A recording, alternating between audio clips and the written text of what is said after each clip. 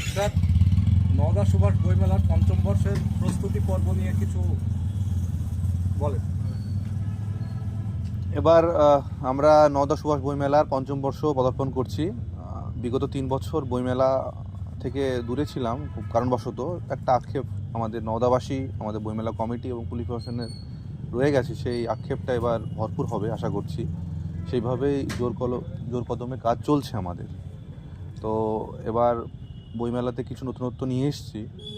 নতুন স্টল হয়েছে, child corner zone রয়েছে এবং কিছু খাবারের স্টল, পিঠেপুলি স্টল এবং নতুন অনেক বই, আনন্দ পাবলিক্স অভিযান থেকে শুরু করে অনেক পাবলিশন বই আমরা নিয়ে আসছি এবার, এবং 7 দিন ব্যাপী হবে।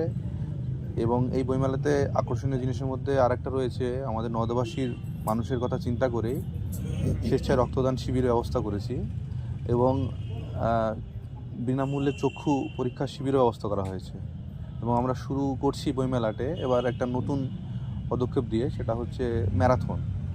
সকাল 8টার সময় ম্যারাথন শুরু হচ্ছে আমাদের নওদা থানা থেকে, 23শে জানুয়ারি, মানে একদম প্রথম দিন, এবং সেটা আমাদের বইমেলা প্রাঙ্গণেই ম্যারাথন শেষ হবে। এবং অনেক সাহিত্যিক থেকে শুরু করে অনেক মানুষের সমাগম থাকবে। তো আমি চাই, এবং আমাদের বইমেলা কমিটি থেকে আমাদের কাছে আহ্বান রইল সকলকেই, নওদাবাসী থেকে শুরু করে আশেপাশে যারা বই পড়তে ভালোবাসেন সকলকে আমরা এই বইমেলায় একদম মন থেকে আহ্বান করছি, এটাকে সাফল্যমণ্ডিত করে তুলুন।